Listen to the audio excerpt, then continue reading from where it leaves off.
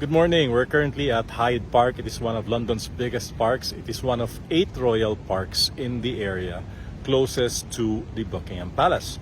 And this morning we're supposed to witness the changing of the guards. It is a famous ceremony held almost daily at 11 o'clock when weather permits. So ngayon mukhang maganda naman yung panahon and I think they will do it. So I'm here, I'm waiting.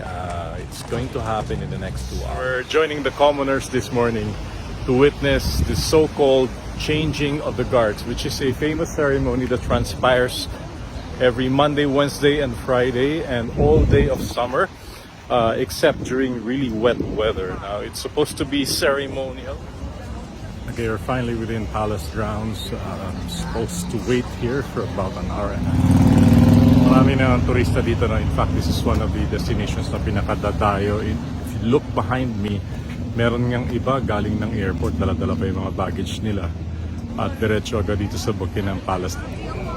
So eto na nga, nandito na tayo ngayon sa main gate. Kausap ko yung ilan dito, as early as 5 or 6 o'clock in the morning ay nakapila na ito o naka-standby na sila. Ilang oras pa, no? 5 hours away from when they arrive, kasi alas 11 pa nga dapat nagaganap itong changing of the guards. So people really patiently wait because minsan lang din ito ma-witness, no? Lalo na if you're not from here, if you're just visiting or traveling.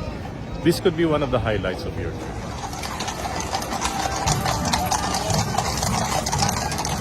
Now, the changing of the guards began as early as 1837 when Queen Victoria moved to the Buckingham Palace.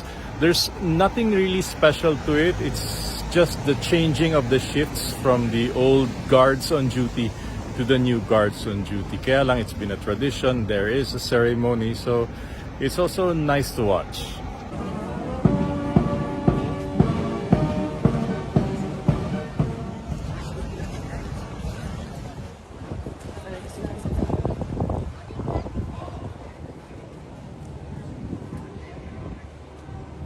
Yun ang ending, ang layo-layo, no? So ang pangit kasi nung aking vantage point kanina, yung napili ko, iniwanan ko.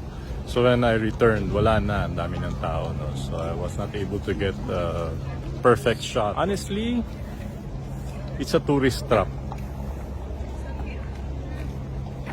Sally,